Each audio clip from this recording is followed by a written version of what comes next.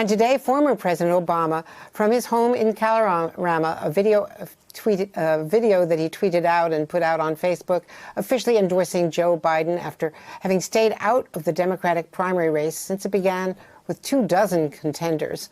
More than a year ago, in some cases, Bernie Sanders' enthusiastic endorsement just yesterday, clearing the way for Barack Obama, the party's most popular figure, to weigh in today.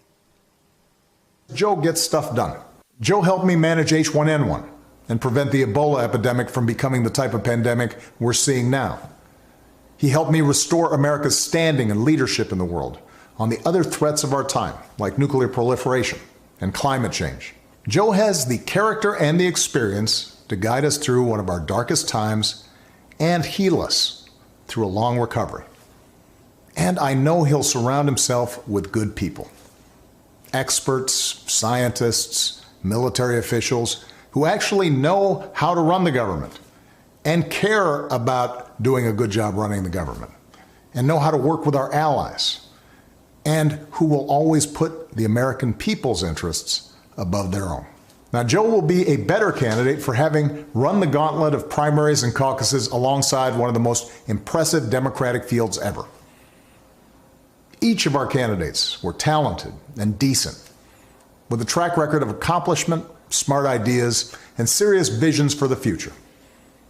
And that's certainly true of the candidate who made it farther than any other, Bernie Sanders. Bernie's an American original, a man who has devoted his life to giving voice to working people's hopes, dreams, and frustrations. He and I haven't always agreed on everything, but we've always shared a conviction that we have to make America a fairer, more just, more equitable society. We both know that nothing is more powerful than millions of voices calling for change. And the ideas he's championed, the energy and enthusiasm he inspired, especially in young people, will be critical in moving America in a direction of progress and hope.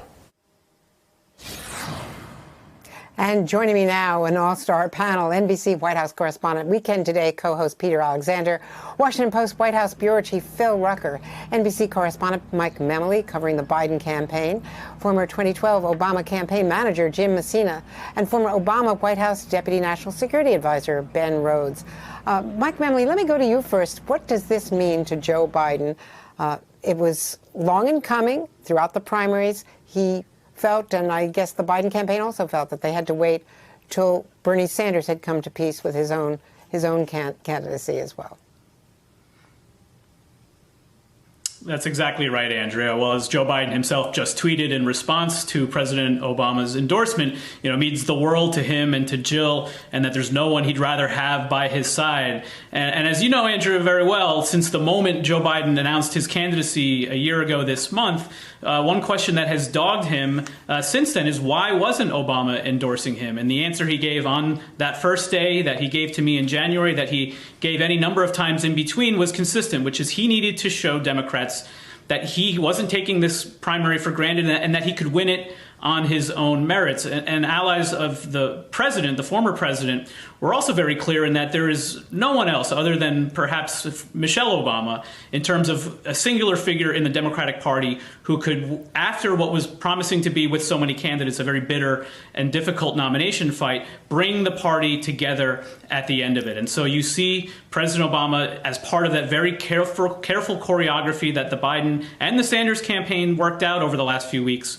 letting Sanders have his day last week to suspend his campaign, then joining arms with Biden yesterday, endorsing him, and now Obama helping to essentially close the deal here. And it was interesting, of course, to hear not just the praise for Bernie Sanders as well from Obama there, but as he talked about Joe Biden and the candidate he is now, he said he has one of the most progressive platforms of any Democrat in our history. And he referred to, not by name, but very notably for people who followed Elizabeth Warren's campaign, to the fact that we can't do anything without big structural change. That was a very important slogan for the Warren campaign, and very interesting. And lastly, interesting to note, he never mentions Donald Trump by name, but he refers, of course, to the fact that, as he said, there are Republicans both in the White House and in the Senate who are more interested in power than in progress. So careful with his words there, as he's now helping to Joe Biden to do what he needs to do at this point, this very critical juncture of his campaign, unite the party behind him for that general election campaign against the president.